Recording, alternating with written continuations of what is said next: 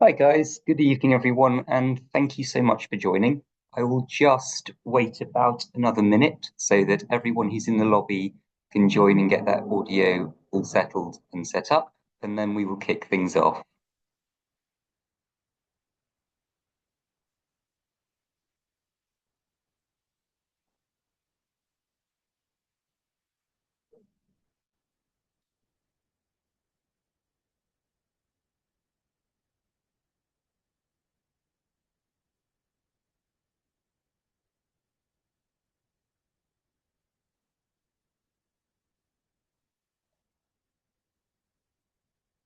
Awesome. And we'll start in about 30 seconds just to make sure that anyone who's lagging and is desperately trying to log in has a little bit of time to do so.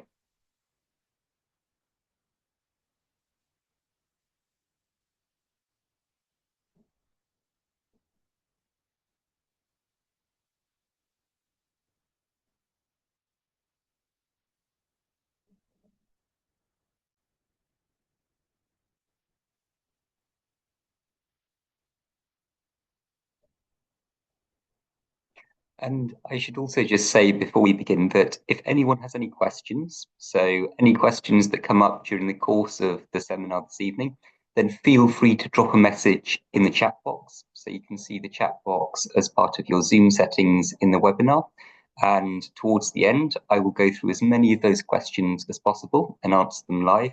And if your question is not answered, then also right at the end of today's presentation, we'll bring up a QR code, and what you'll be able to do is look at the QR code or book in via the QR code for a meeting with a member of our team. So you can speak directly in one-to-one with someone on our team who'll be able to answer not just the question that you have this evening, but hopefully many more of your questions, and talk a little bit about how we might be able to help support and guide you or the applicant, depending on whether you're a parent or an applicant yourself. Okay. Thank you so much. So let's begin and kick off straight away. Keen to get going because I'm appreciative of the fact that everyone here has given up at least a little bit of their evenings to hear me speak. And what we'll try to do is cover as much ground as quickly as possible. Um, what I should also say is this is part of a series of seminars. So it may well be that some of you have already seen either me or one of my colleagues doing some talks, talking about various parts of the university application process and talking about good decision making that relates to the different elements of that. But also, if this is your first seminar with us, then welcome.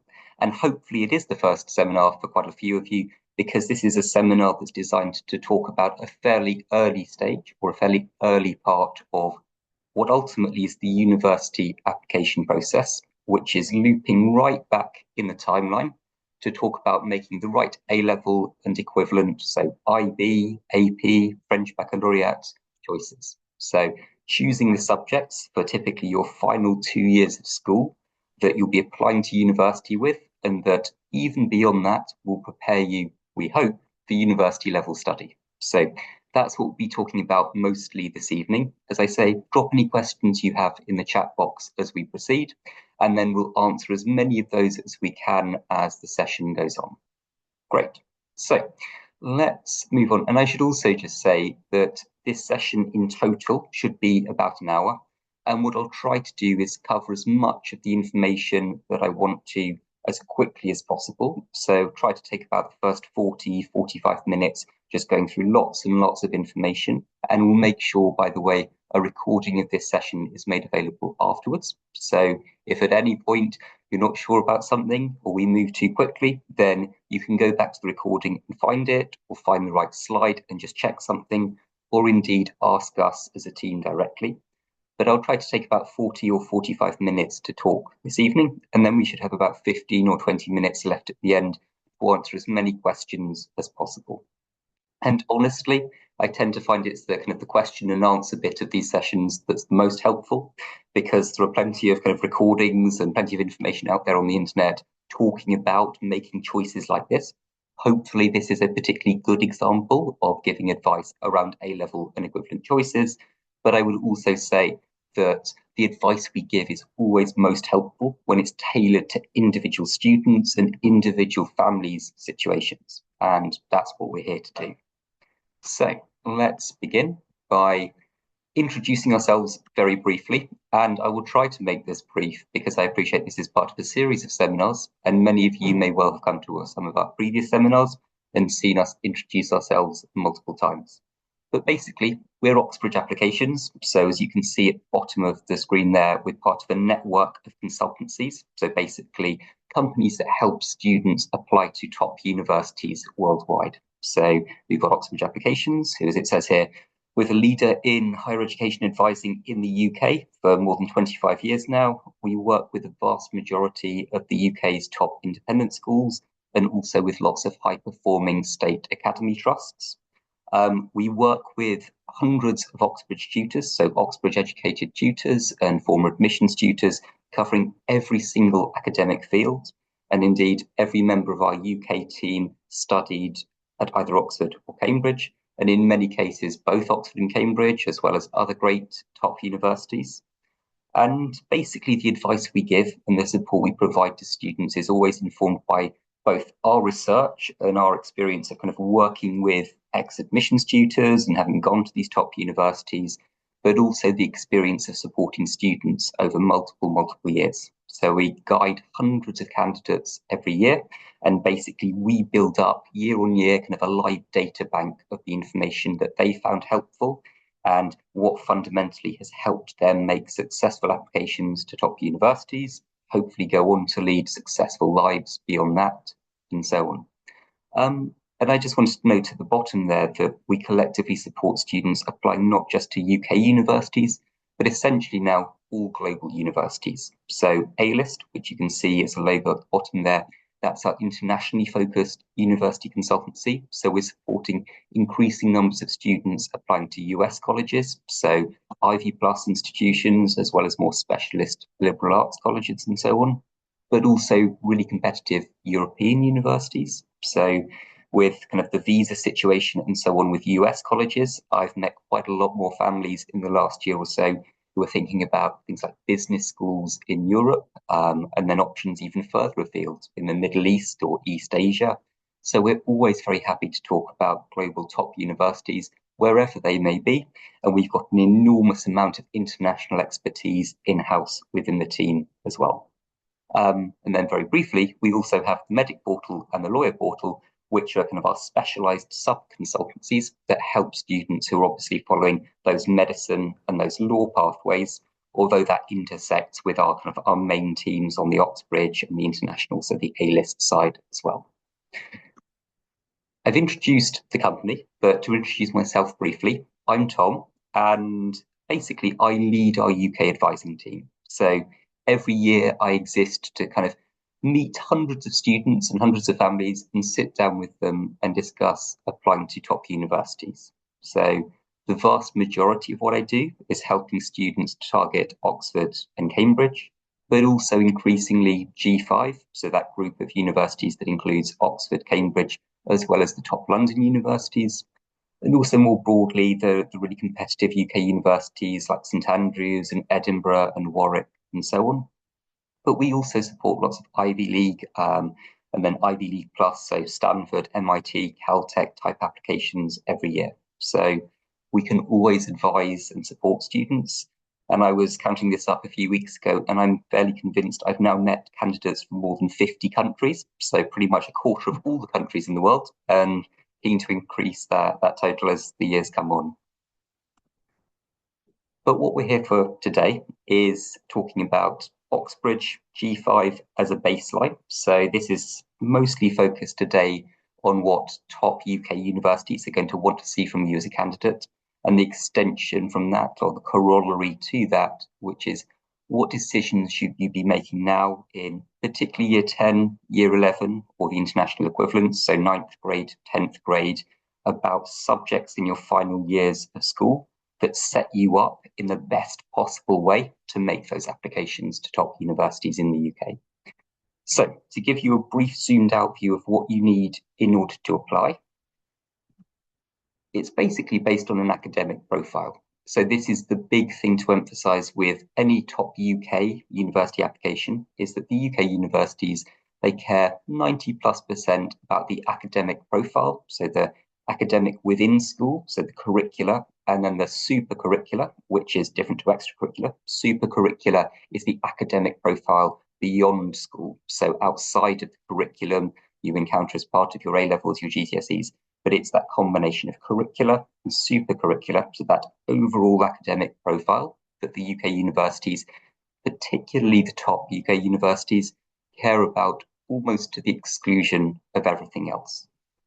In terms of the core parts of the profile you should be trying to build, essentially, then mostly 8s and 9s at GCSE should be the goal. So I constantly have students and families asking me whether GCSEs are important. Quite often, honestly, in light of having often received results that were a little bit lower than expected. And usually those are still very good results, but I meet lots of students who are holding themselves to kind of impossibly high standards. And then as soon as they get 1 or 2 8s in a cluster of kind of otherwise straight 9s, they're thinking it's the end of the world. And that's not true. Mostly 8s and 9s at GCSE should be the goal for the vast majority of students, but your grades are contextualized for school background, and they're contextualized a little bit for the subject and the universities you're applying to, and they're contextualized in subtly different ways by different universities. But they do matter because they're the most recent real exams the vast majority of applicants will have done by the time they're applying to university. So most students who are doing either the IB or A-levels will not have sat any of their real exams in those subjects and those courses by the time they're applying to university, which means the admissions tutors, they just want to go back to the most recent real standardized exam assessed grades, and those will tend to be the GCSE results you achieve. And mostly 8s and 9s is a pretty good rule of thumb about what you should be aiming for and ideally looking at if you're thinking about pursuing an Oxford, a Cambridge, a G5 application with kind of a good chance or a good prospect of being a credible candidate. Beyond that, you then have your predicted grades. So these are the grades in your A-level or your IB subjects, usually that your teachers will predict you as part of the application process. And the baseline for this is basically a set of predictions that are at least A star AA in your A-levels or 42 or above in the IB. This does vary, even at the really competitive universities, course to course. So, for example, there are courses at Oxford that have a standard offer of 3 A's. So a course like history at Oxford would have a standard offer of 3 A's and expect you to be predicted at least that. We'll talk a little bit further on about why I would want you to actually be predicted considerably above that to be a strong candidate. But 3 A's would be a standard offer for the Oxford history course versus subjects like medicine at Cambridge, which will expect as a baseline at least 2 A stars and an A. So it will vary even at the top universities, subject to subject, and you should at least be beginning to think about what sort of university courses you might be applying for, going on the web pages of those courses at top universities, and looking at the general advice they have around the predictions you should be trying to aim for. What we're going to be talking about today mostly, though, is taking the right subjects. So this idea of A-level, IB subjects. We'll talk briefly about potential other curriculums that we meet lots of students with, so things like the AP curriculum that a lot of US high schools follow, and we can talk about the French baccalaureate and so on. As I say, we've got an enormous amount of in-house expertise, so individual situations we're always very, very happy to tailor our advice to. But mostly what we're talking about today is taking the right subjects in those final years of school to set you up to both be a strong applicant to the top universities in the UK, and also that give you the kind of the knowledge that will set you up to do well on those courses. So it's not just a question of getting the offer from the top universities, but it's a question of spending the final kind of years and terms of your time in school, building up the knowledge that allows you to hit the ground running with a degree level subject. And that's really important as well as an extension of just getting the place at university. So, first question is, how important are my subject choices? So how important to the application you might be making to university are the exact combination of subjects that you might choose to take as those final courses at school? And this is a statistic I'd quite like to begin honestly quite a lot of presentations with. And this is taken from a UCAS survey from a couple of years ago. And basically, this is a survey that UCAS, so the UK University Admissions Service, they went through and they surveyed tens and tens of thousands of students. And one of the big striking takeaways from that service, from that survey, is that about 20%, so in fact, it was just over 20% of students said that they couldn't study a degree, so couldn't credibly apply for a degree because they weren't taking the right subjects. They weren't taking the right subjects as part of their secondary school education in order to progress and make competitive applications to degree courses that were either what they wanted to study or were of significant interest to them. So it's a pretty high percentage of potential applications that can be derailed even kind of 2-3 years in advance of starting at university by making kind of suboptimal decisions at this point. And it's talks like this that hopefully we can kind of spread information and spread good information about to reduce this rate for future UCAS surveys as low as possible, or to as low a figure as possible.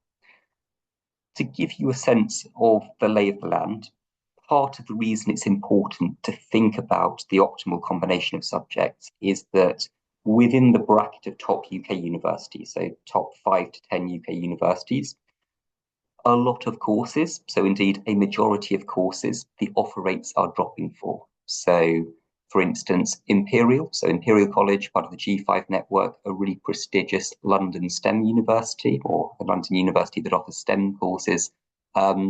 It's got so competitive in the last few years that it's begun interviewing candidates for lots of those courses, almost exactly like Oxford and Cambridge do. So Imperial never used to interview for the vast majority of its courses, and it's in the last 4 or 5 years that it's begun to shortlist students for interviews for lots and lots of the programs it's offering at undergraduate level, just because it's so competitive, just because they have so many students applying with top grades, that it's become very difficult to differentiate on the basis of the data that's on the application itself. So offer rates, particularly for specific courses at top universities, they are dropping. And the competition, so it's not just the number of applicants, but the quality of that competition is increasing year on year. So obviously, and most families will be aware of this, there was some significant grade inflation during the pandemic, and that's been kind of moderated back out as the return to school has normalized.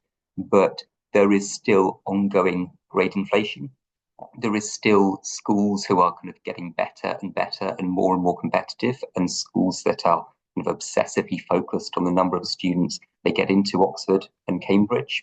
And one of the great things with kind of the democratization of information and things like AI and so on that have developed over the last couple of years is that information available to students and teachers and families is far more detailed and far more precise and far more accessible than it used to be. And all of that is contributing to making competition steeper than ever. So the quality of candidates, the average quality of candidates, and I see this year on year, is getting higher for every course. So pretty much every course at Oxford, at Cambridge, at Imperial on average. And what I would say in terms of that landscape is that poor A-level choices, or poor A-level or an equivalent choices, makes everything more difficult. So the way I would frame it is that poor A-level choices, they don't necessarily kind of block your application or stop your application in its tracks unless you have actually failed to take kind of a subject that is actually compulsory for a given course. But what they do is they make an already potentially very difficult application process, competitive application process, more difficult. So what we're trying to do here is make sure that you are making the best possible decisions out of all the decisions and all of the subject options you might have on the table in the near future or the slightly longer term future for some of you, in order to maximize those chances from the outset, in order to make that difficult process as easy as it can be, to give you the right or the best foundation. And to give you a sense of that competition and to give you a sense of subject matches and so on, I've just pulled from a biochemistry report. So this is basically a summary of some data that the University of Oxford released. So they released it in the spring of this year. And this is talking about the application for, or the applications for the biochemistry course at the University of Oxford for the 2024-25 admission cycle. So the students who applied at the end of 2024 to then begin their courses literally in October of this year.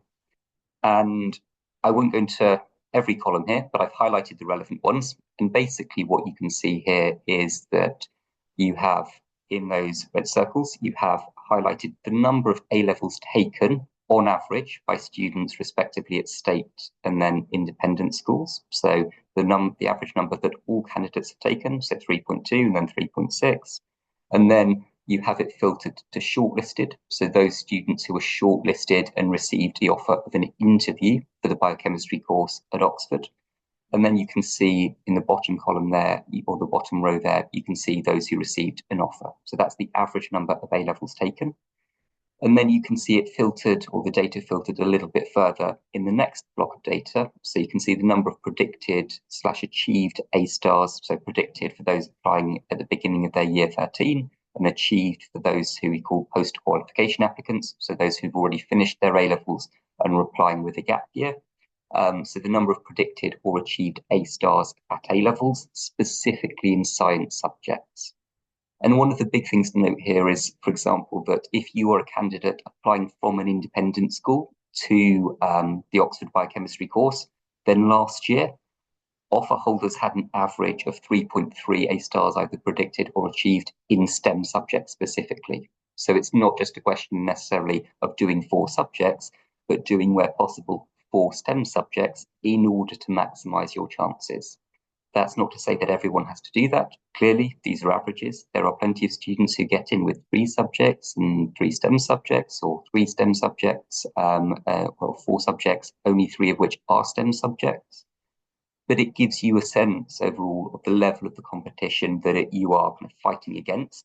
And that if you are on the weak side of that average, so if you are, instead of someone who's predicted 4 A stars in STEM subjects, if you're someone who's predicted 2 A stars and 2 A's, then you are falling a little bit below that average offer holder benchmark. And it means that you have even more work to do to make up that ground.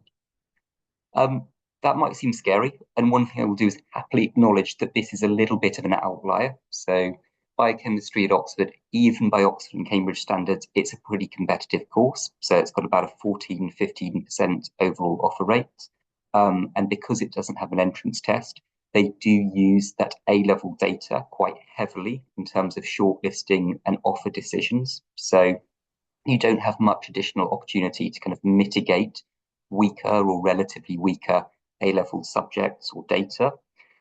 But it's worth being aware of because it is really competitive and it is contextualized and filtered and assessed and benchmarked against other candidates with similar kind of backgrounds and profiles to you as a candidate.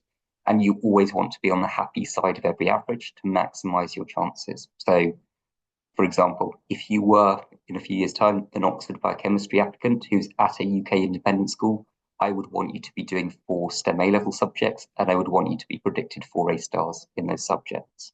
That's the ideal scenario to be in. And if you're not in that situation, then it's automatically making you a little bit weaker than you would ideally be. So the extension to that is, which subjects should I be taking? And we'll talk also about how many subjects and so on. But to begin with, which subjects broadly should you be thinking about taking? And this hopefully is kind of the meat or the cluster of the main part of today's discussion.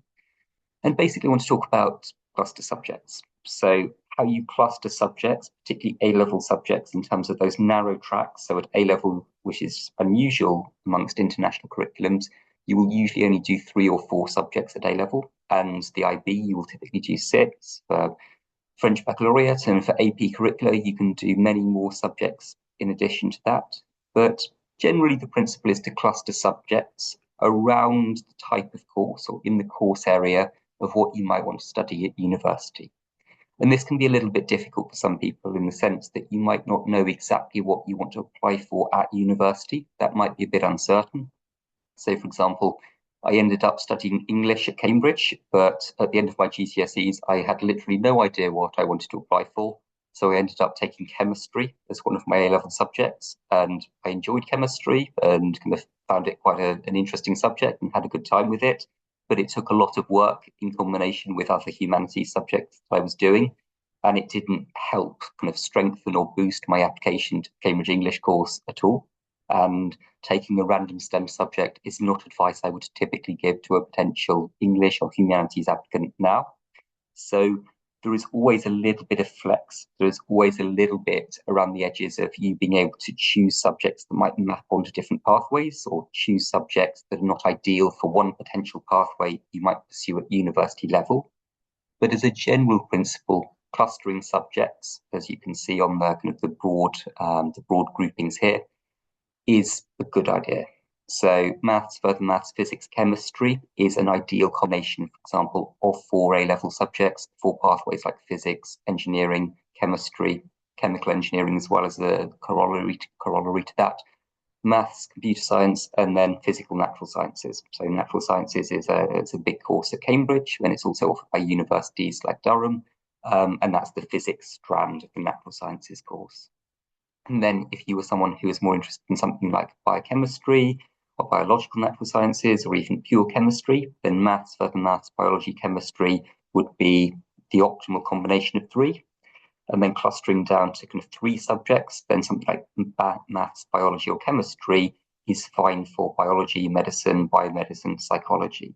Slight exception there, or slight additional note there, in that biomedicine is an Oxford course that's very competitive. And so ideally for biomedicine, you'll be doing 4 subjects, but there's not quite as much pressure on that 4th subject being a STEM subject as there would be for the other groupings there.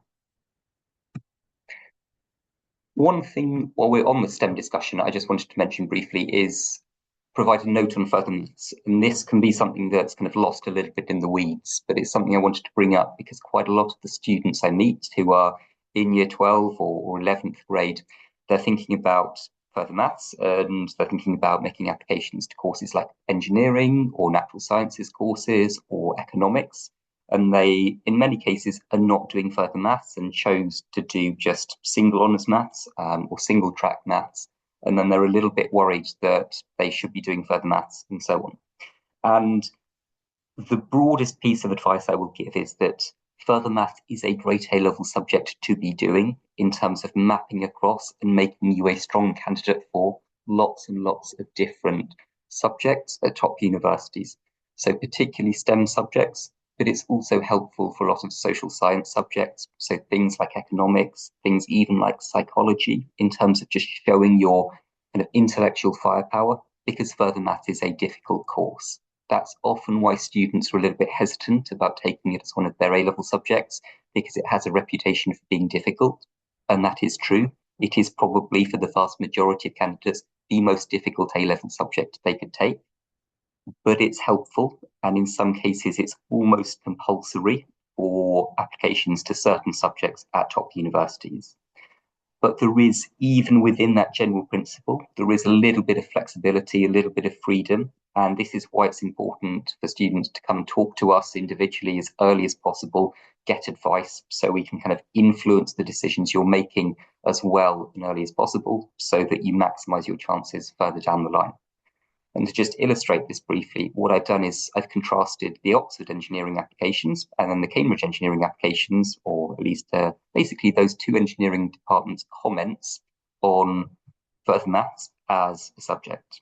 And what you can see at the top there is that for Oxford engineering, there are a relatively considerable number of students who are given offers for the Oxford engineering programme who have not taken A-level further maths. I don't want to go too far with that, in the sense that if you are thinking about applying to engineering at Oxford, I would strongly recommend you do further maths, and I strongly prefer candidates who are doing further maths applying for Oxford engineering, but it is still a relatively significant subset of applicants who are not doing further maths and who can show off in other ways, so can do very well in the entrance test, which is a test called the PAT, and so on. Cambridge, contrastingly, very, very few students will ever get onto the Cambridge engineering course without further maths A-level, at least if they're coming from an A-level background. And again, on the website, they say they strongly advise, it's very helpful. If your school offers it, you should be doing it. So that is basically advice you should take to heart. So if you're thinking about, honestly, any engineering application to a top university, then you should be thinking about maths, further maths, and physics as the automatic 3 subjects you should be taking as a core. And if you're not taking further maths, then there are kind of universities where you can play the game to target particular courses, so Oxford over Cambridge and so on. But the broad strokes picture is take further maths. And then similarly, just on slightly more social sciences side of things, we've got a little bit of information here about a few Oxford courses. So Oxford Economics and Management, Oxford History and Economics, and Oxford PPE. So basically all of the Oxford courses that have an economics component. And then we've also got the comment from Cambridge about its economics course. And again, we'll make sure the recording here and the slides are made available afterwards, so you can go back and look at this data, and indeed you can Google bits of information independently afterwards.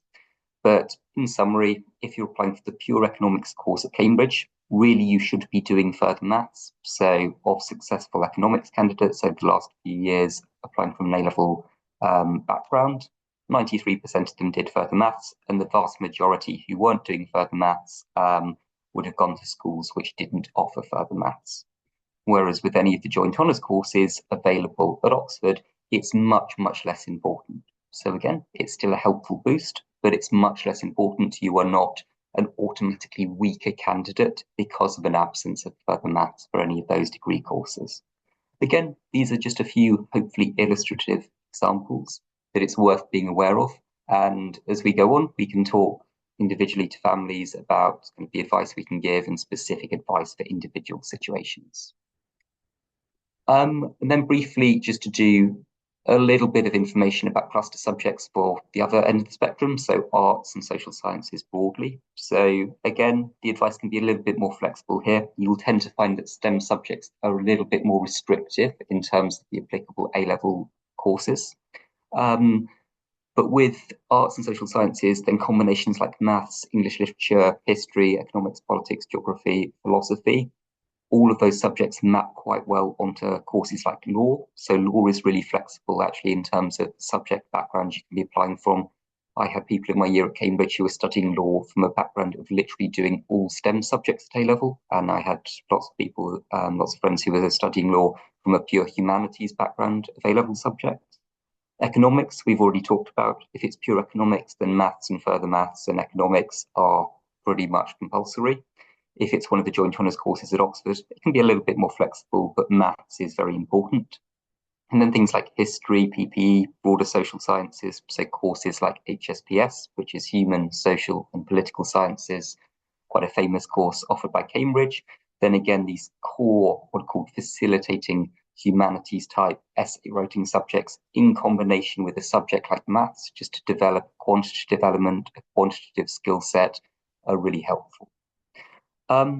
And then on the kind of the purer humanities side of things, then things like English lit, a language, so basically any foreign language, history, economics, politics, geography, philosophy, so similar combination to the other there, map quite well onto basically any of these degree pathways at university level. So English lit or English lit lang, although most of the top universities, they're English lit courses.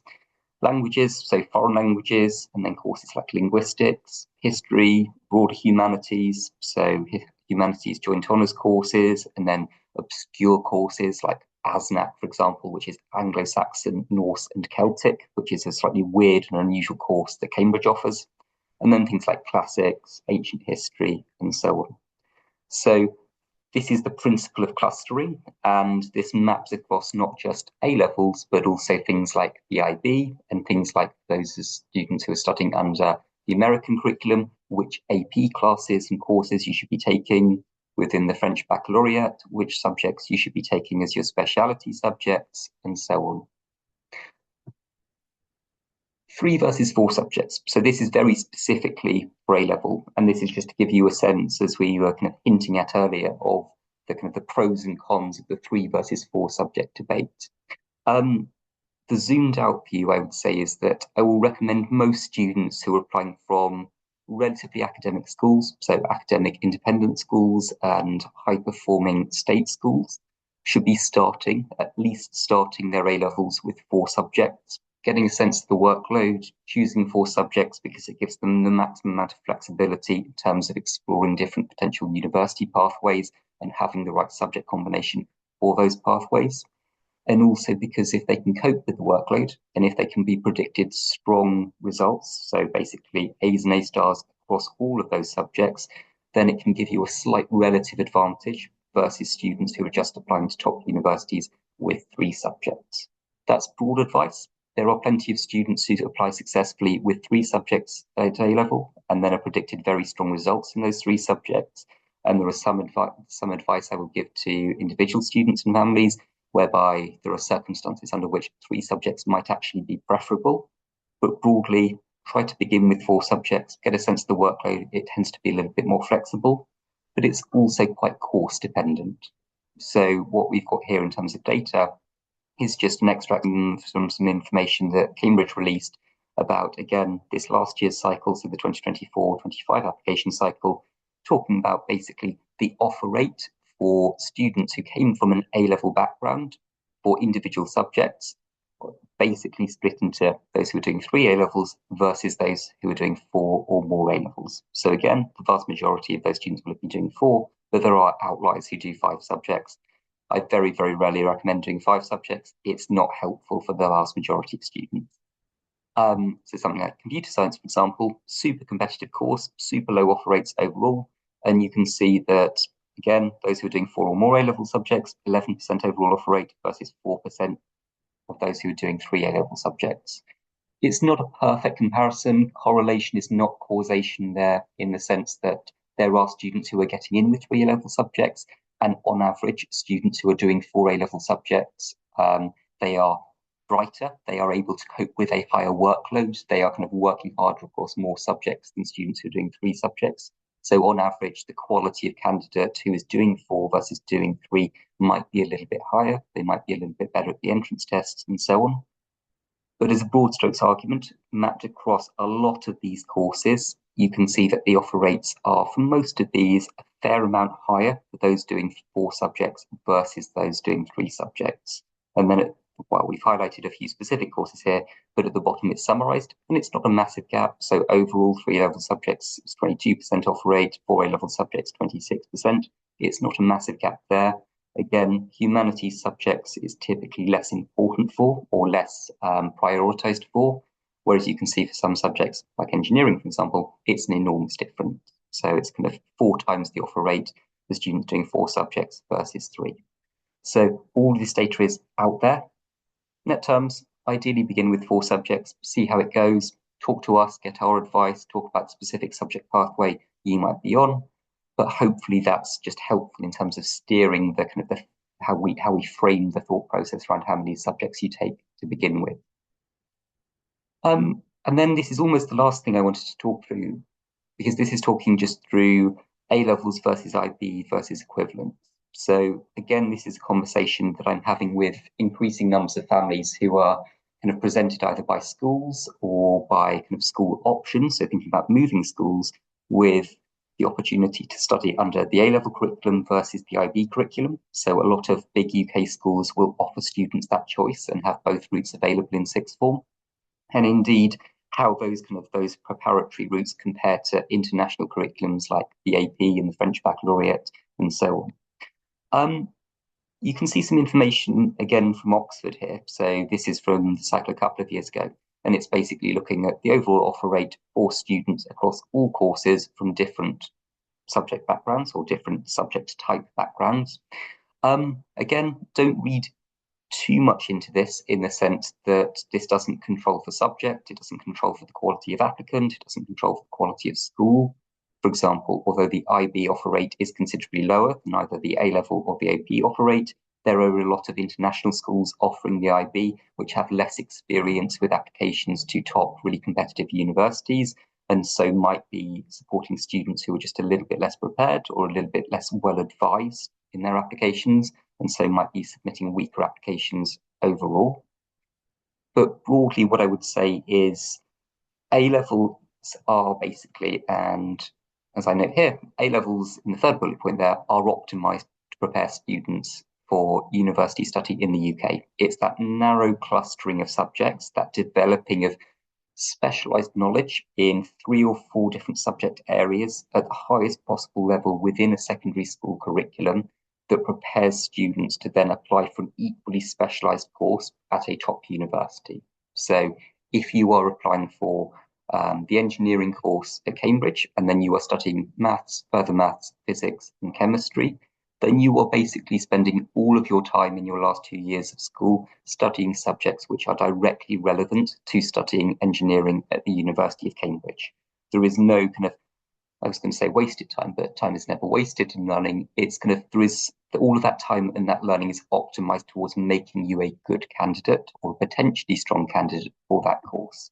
Whereas even for a curriculum like the IB, which is still a really good, really impressive curriculum, because you're studying 6 subjects with additional things like theory of knowledge and the extended essay and so on, and because there are certain requirements around the subject spread that you're doing, so doing it across a broader base than just narrowly choosing all of your subjects to be STEM subjects, it means that a lot of your teaching time is pulled in a different direction, is not helping you become a better engineering applicant. So the narrower, the better, in particular for certain subjects. Equally, if you are an IB student who wants to apply for engineering at Cambridge, you can do that. That's absolutely fine. You can apply with your HLs in maths and physics, ideally AA, HL maths, and then physics at higher level as well. It just means that you've covered a little bit less core directly relevant content. But it's fine. And we work with lots of successful IB students to all of the Oxbridge courses, as well as AP students, as well as French baccalaureate students. But the principle is that as much clustering as possible is preferable.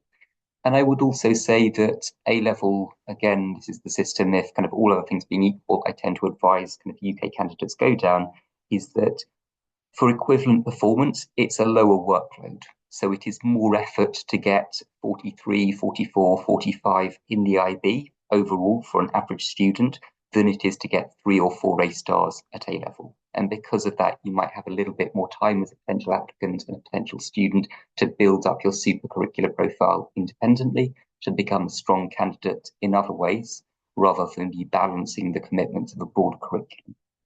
Equally, there are parts to the IB curriculum that are really valuable in terms of particularly preparing students for broader social science courses in the UK. It can be ideally suited to things like PPE or HSPS. It can be a great fit for some students who want to continue a language whilst also keeping up a high STEM workload. And so every student is a little bit different, has potentially different pathways and options. And this, again, is why it's important to speak to us and reach out, and we can talk about how we might be able to advise you individually. Okay, so we've sped run most of that talk and most of the topics I wanted to cover, and I've done that deliberately, so I apologise if anything was too fast, but as I say, we'll make the recording and the slides from this evening's discussion available. But what I'm very happy now to do is answer any questions. So we've got about 15-20 minutes left before I set you all free to enjoy the rest of your evenings. So feel free to just drop into the chat box, which you should be able to access via the Zoom bar, if you have any questions, and then I can try to advise on that. But what I should also just note before everyone goes off to enjoy their evenings is that, hopefully you can see here the 2 QR codes. We have Cambridge's advice on A-level or IB subject choice. So that just takes you directly to the University of Cambridge's website, and they have on that website a pretty good summary of what good A-level IB subject choice looks like. And again, that maps across different curriculums internationally as well as general principles. And then we also have a QR code which allows you to book in over the next few weeks or in a month or two, so perhaps after the Christmas break, for literally a completely free 20-minute video call with a member of our advising team. So I meet lots of students and lots of families by those calls. So if you book in, it might well be me that you're meeting, or it might be another member of our team. But as I say, we're all Oxbridge graduate subject specialists. We're all very happy to talk about all curriculums internationally, all student situations, and can give some more detailed and granular advice about everything. Okay, so let me just see if we've got any questions coming in, and if we do, then I will begin to click through a few of those. So we've got a question, so let's start at the top. So we've got a question about the EPQ, so the Extended Project Qualification, which is something that usually accompanies the A-level curriculum as effectively an independent research project, and how useful it is to do an EPQ in terms of getting into Oxbridge. And you framed that question quite neatly, whoever that asked that, in the sense that you said, is it more beneficial doing 4 A levels and no EPQ, or 3 A levels and an EPQ? And generally, I would say an EPQ is not equivalent to an additional A level, certainly not for STEM applications to top universities. So it's much more erring on the side of caution to do 4 subjects and not do the EPQ. Equally, the EPQ is, and I will always frame it as a bonus. So don't think about it as an extra full A level or as an extra even half A level, although for some slightly lower ranked universities, it can quite often reduce the entrance requirements if you have a good EPQ grade. But think of the EPQ more as a potentially additional nice bonus on your application. So it's something that admission students at universities, they won't read your EPQ, but it might well be the basis of a paragraph of the personal statement you submit with your university application. It might well, potentially with an Oxford or a Cambridge interview, form the basis of some of the discussion if you've mentioned it in your personal statement. And it's a chance to do a really interesting, high-level, independent investigation of your own that's designed to mimic kind of the independence of self-directed university study, and could be really good in lots of other ways in building up that supercurricular academic profile. But it's a nice boost rather than a necessary or a core part of an application. So 4 subjects is preferable to 3 subjects plus an EPQ in most cases. We've got a question about the TMUA. So the TMUA as a barrier to students in non-selective academies. And that's true. So the TMUA, just for reference, is an entrance test that's used by lots of maths courses, maths adjacent courses, so economics, computer science, and so on at top universities in the UK. And it can be a barrier for students who are a little bit underprepared or students who've not covered the full A-level maths curriculum. So the TMUA is based on, there's no further maths on it at the moment in the current specification, but it is based on the full A-level maths curriculum. So students who are just doing single maths may well only have done half of that curriculum by the time they're sitting it with their applications. And it's true, it can be a barrier, but it's a test that basically it pays dividends if you start preparing early. So as soon as you finish year 12, sink as much time as possible if you're applying for courses that ask for the TMUA into preparing for that test, into doing as many past mock papers as possible.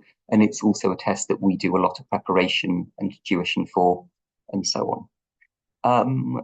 In terms of trying for Oxford, so we've got a student who's in year 11 and who is wanting to do computer science, maths, further maths A levels and be predicted for A stars. Yeah, so in terms of doing computer science, maths, further maths, there's 3 core A levels, thinking about applying for computer science at Oxford. So is it advisable to do a 4th subject? Those are the core necessary subjects. The majority of successful Oxford computer science candidates will be doing 4 A levels. It is vital that you do maths and further maths. It is helpful to do computer science. And then ideally, I would want him to be doing something like physics as a 4th subject. It doesn't map as directly onto computer science as an academic subject as the others do, but it's helpful in terms of showing your ability to work with further kind of fundamentally applied mathematics to cope with a high workload. But fundamentally, for something like computer science application at Oxford, then it tends to be the entrance test that is the live or die number on your application. So you can get away with applying with 3 subjects, as long as you have further maths and as long as you do well in the MAT, which is the entrance test, then that's the main thing to carry you through. Slight preference for 4 subjects, but it's not a live or die thing. Let's just skim through. So we've got a couple of other questions about the EPQ.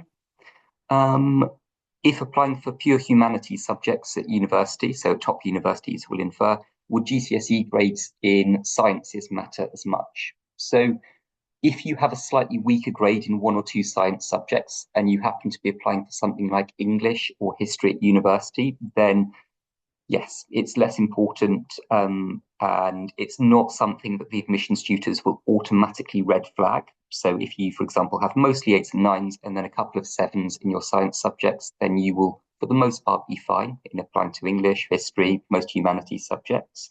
But they do look at your overall GCSE grade profile. They do typically count up the number of subjects you have at grade 8 and 9. And if there are not many of those subjects at that top level, so if there are fewer than about 6 or 7 ideally, then it becomes a little bit of a weakness on your application, no matter what subject you're applying for.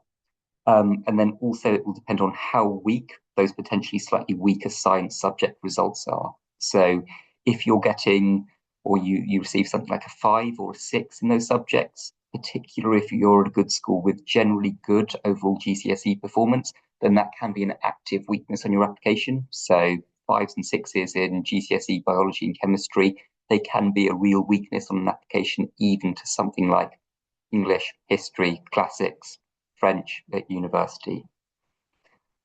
And let's just skim through a few other questions. Is doing 4 A-level subjects helpful for humanities subjects such as history or politics, or is it better to do 3 A-levels well and use that extra time for supercurriculars? So 4 subjects can be helpful, but with humanities, it's less important. It tends to be for a lot of STEM and social science subjects. One, because they're less specialised in terms of the knowledge they require from incoming candidates typically. And 2, because, and being completely honest here, a lot of the humanities courses are less competitive overall in terms of number of applications per place than STEM and social sciences courses, which means that the admissions tutors are kind of have fewer massively overqualified applicants to pick amongst. So for something like history and or politics, at even top universities, it's fine to be doing 3 subjects, but then extending as much as possible. So one, doing extra reading, doing things like EPQs or essay competitions, and just reading enormous amounts around the subject and developing your subject interest. That's really helpful and important, and a good productive way of potentially using the time that you might otherwise have spent studying that 4th subject.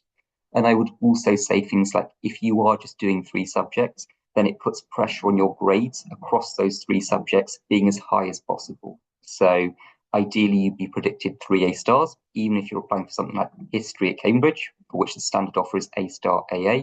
One big thing to note is it is typically more difficult to get the offer from the top universities than achieve the conditions of it.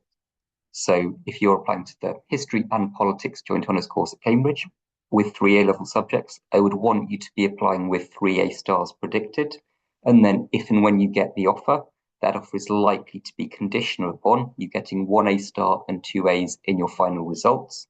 But to have got it, ideally 3 A stars predicted. So you're held to high standards across all of your subjects if you're doing 3. Can a student take A-level mathematics in year 12 and then take further maths in year 13? Yes, absolutely they can. And this is the way a lot of schools structure it. And honestly, it's, from my perspective, the preferable way for a lot of schools to structure it. So speed running the full A-level math syllabus in year 12 and then doing the full A-level further math syllabus in year 13 is optimal. One, because it can give you a real result in your A-level maths for your application. So you can have that A star in maths already banked by the time you're applying to university, which can look good on your application. And 2, because the entrance tests for a lot of STEM courses are based on A-level maths, the A-level maths rather than the A-level further maths syllabus. And if you've completed that full syllabus, like we were talking about the TMUA earlier, and then similar tests like the MAT and so on, then you have likely less content to either learn anew or revise heavily before you're sitting that test in the autumn of your application year, so at the beginning of your year 13.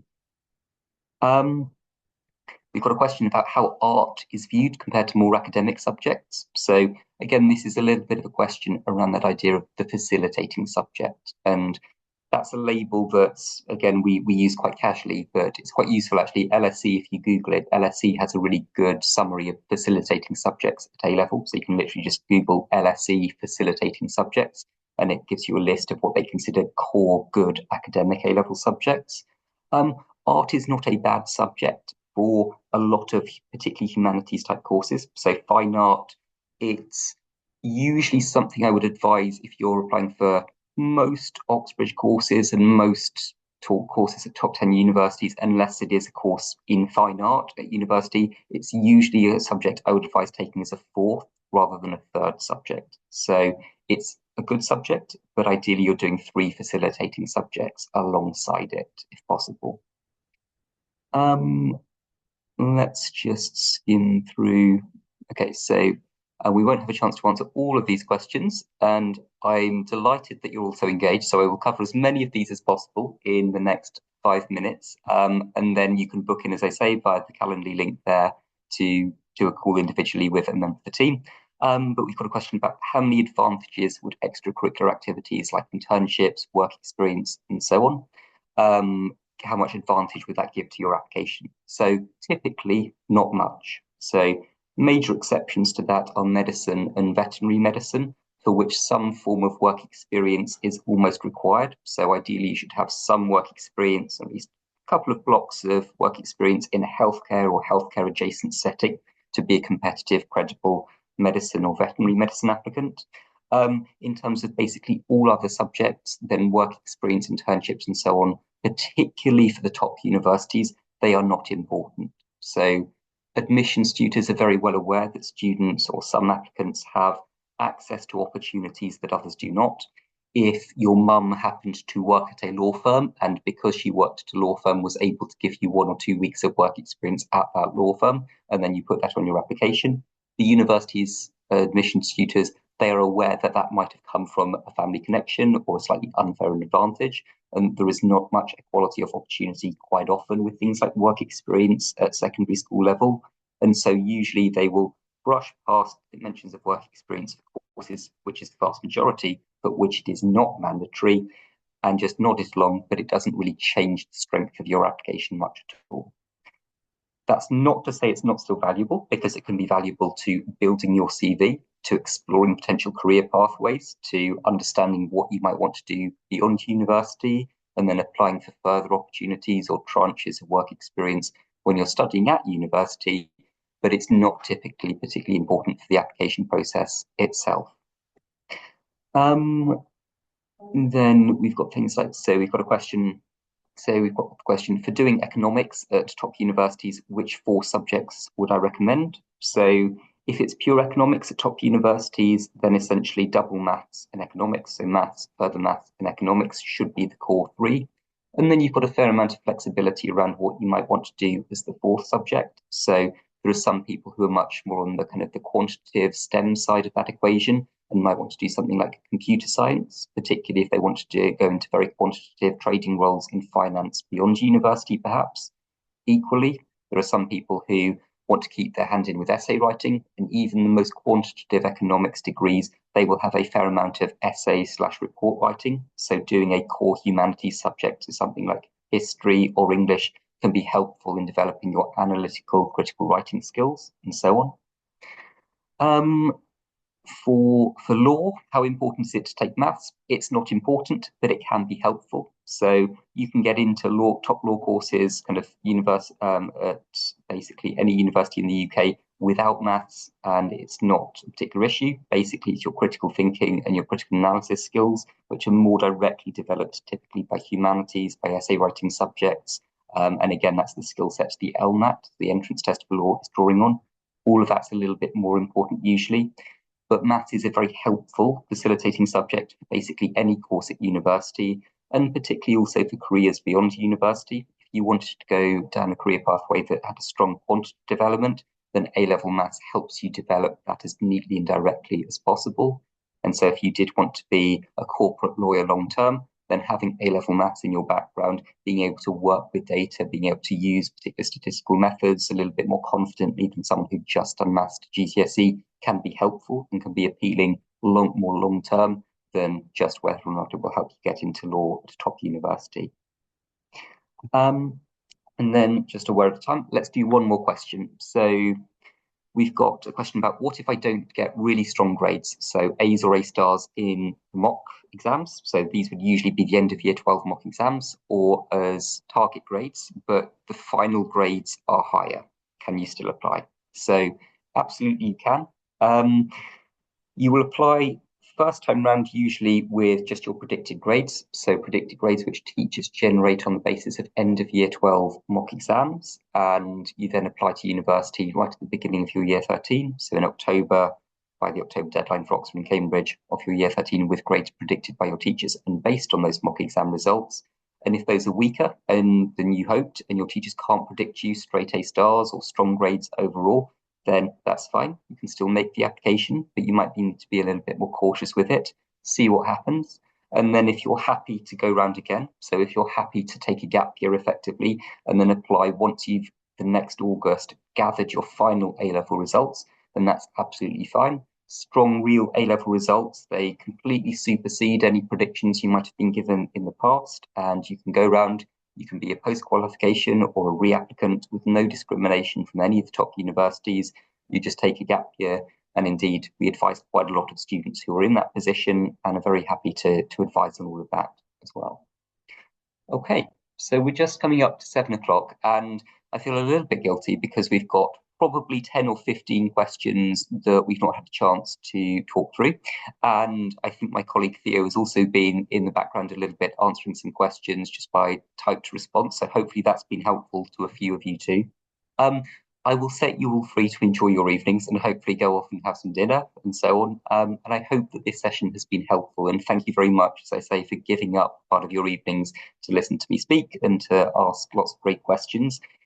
If you would like to meet us, then you can book in for a Calendly call. You can also follow that link to the Cambridge page, which talks about A-level and IB subject choice. And I just really hope that some of the advice this evening has been useful to all of you. And I hope you have a great evening, and we hope to speak to more of you soon. Thank you so much.